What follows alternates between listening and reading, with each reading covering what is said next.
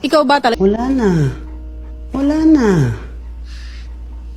Mahal, nagkamali ako. Alam ko yun. Pero I promise you, pinapangako ko sa'yo, hindi na mauulit yun. Okay? Alam ko na hindi naman madaling kunin ang tiwala mo ngayon, pero I swear, ikaw lang ang mahal ko, wala nang iba. Doon hindi ako magkakamali. Kahit kailan.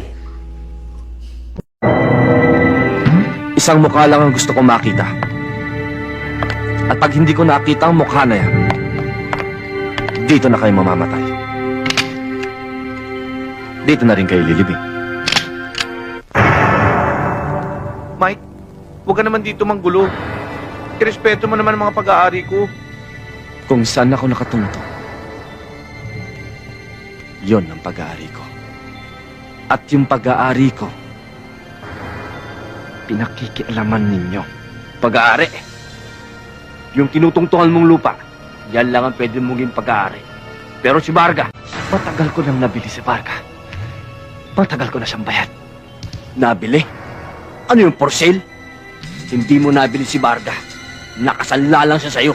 At handa akong tubusin siya. Kahit tubusin ko ng tugo ko.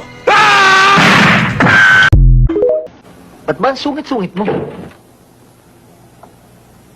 Pasalubong ko. Wala nga, Nens, napalaban ako, natapon eh. Alin? Yung pasalubong o yung sasalubong? Yung pasalubong ko na... Teka nga, huwag mo sabihin nagsiselos ka. Malay ko kung kanino mo dinaan at ibinigay yung pasalubong mo para sa akin. Por Diyos, por santo ka naman, Nena, oh.